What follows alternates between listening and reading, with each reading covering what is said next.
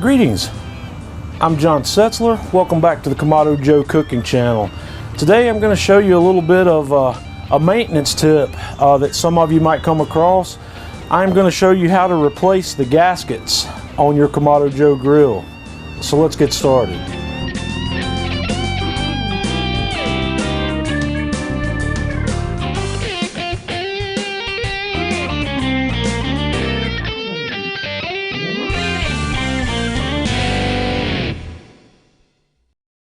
Okay, the first thing that I've done here to prepare for this process is I have removed the firebox and the fire ring, and I took my shop vac and just vacuumed out most of the ash debris that was left behind here. Okay, we're going to get started by removing the bottom gasket. Some of it may pull up okay, some of it may not. If not, take a utility knife and score across it to cut the gasket material loose. Just like this, and then you'll be able to pull that back. And now we are going to work our way around the Joe and pull as much of that loose as we can. If you've got a paint scraper or a little razor blade scraper, you may want to go right behind it, just like that, and we're going to pull that off and work all the way around. After we've removed the gasket on the bottom side, we're going to repeat the process on the top. I'm going to cut that gasket loose with my box cutter or my utility knife, and then we're going to work all the way around and pull that gasket off. After we get the gasket removed from the body and the dome lid, I'm going to pop my top vent cap off, and we're going to take the gasket off that is on the top vent also. We're going to cut right through that with our utility knife, just like we did before, and we're going to pull that loose and work that piece of gasket around too. After you have your gasket material removed, you'll notice that there's some left behind. What I would like to do here is I've got a little small wire brush on the end of my drill, and I'm just going to go around lightly with that to remove the rest of that material. Okay, after I've got that all removed, I'm going to take my plastic bristle brush and brush down the inside of the base and the dome to get all that material that's kind of collected there pushed down to the bottom. Okay, the next step is these surfaces where I've pulled off the old gasket, we want to clean those.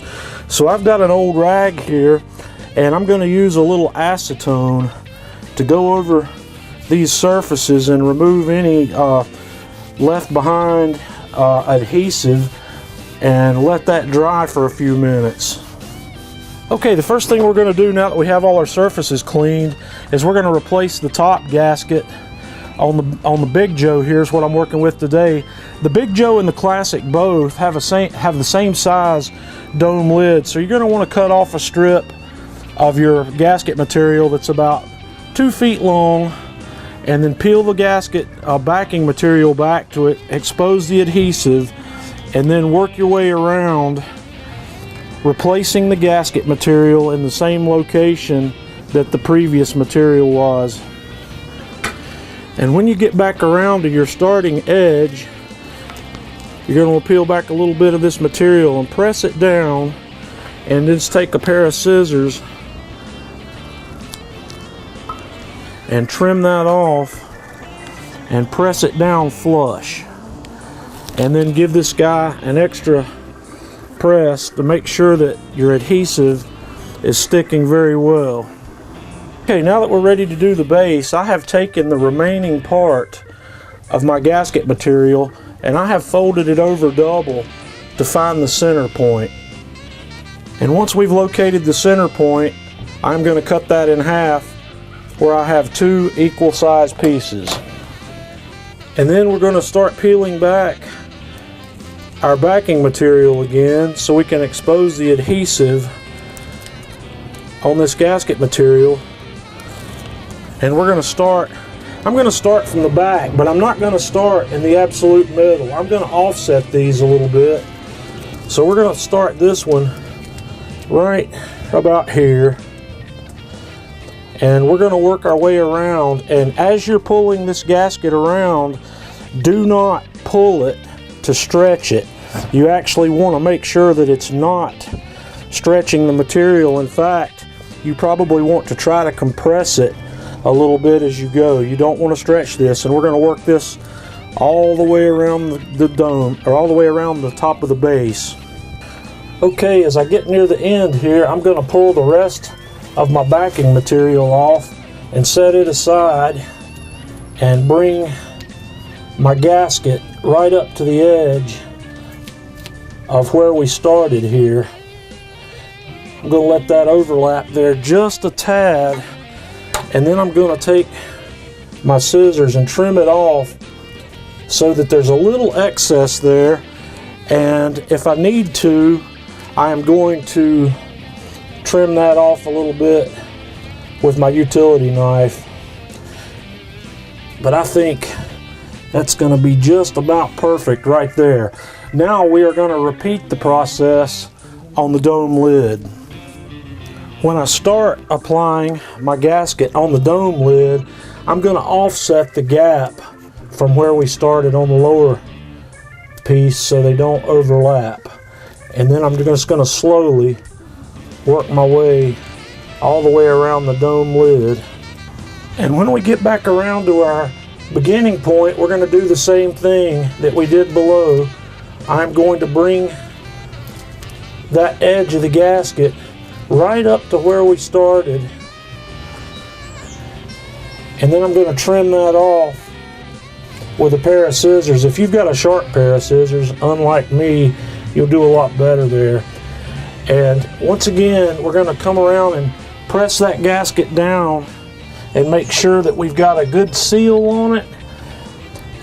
And then we're going to close the lid and let the grill sit for about an hour or so to give that adhesive a chance to set up. Sometimes when you replace your gasket, up on the front side of the grill there may be a gap, a little air gap here that forms because of the thickness of the new gasket. It hasn't happened here on my Big Joe, but if that does happen, that's not abnormal. Don't worry about that. It will settle in, and it just takes it a little bit of time with the pressure of the lid to settle it in. So now we're going to replace the firebox, the fire ring inside of the grill, and move on to the final step. The next thing I'm going to do is I'm going to take a Kamado Joe fire starter. I put my old charcoal back in here.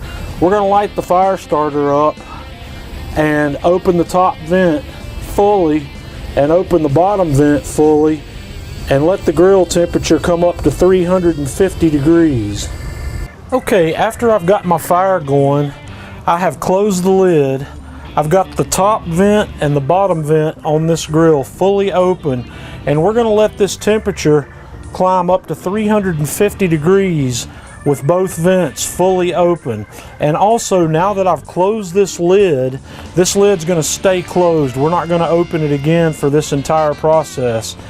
And once our grill gets to 350 degrees, we are going to close the bottom vent and the top vents fully and let this grill sit for a minimum of 12 hours to let the heat absorb into those new gaskets and make sure that adhesive is really going to stay solidly in place. So that's all there is to replacing the gaskets on a Kamado Joe. This is my Big Joe, and I've had this grill for a little over 18 months, and I've done, I'm guessing, somewhere over 200 cooks on this grill. And the gaskets that I just took off of here didn't really need replacing. They were still in good shape, but this is a very easy process to do. If I'd not been shooting a video on this, I would estimate my actual work time on replacing these gaskets somewhere between 15 and 20 minutes. It's really an easy process. The gaskets that come standard on your Kamado Joe grills are very high quality. They're not going to need replacing very frequently at all with regular use. There are a couple of things that happen that cause damage to the gaskets that can cause you to have to replace them more frequently, and one of the most common things I see that causes that is if somebody spills something like barbecue sauce or drips a lot of grease from their cooks on their gaskets, that can damage the gaskets.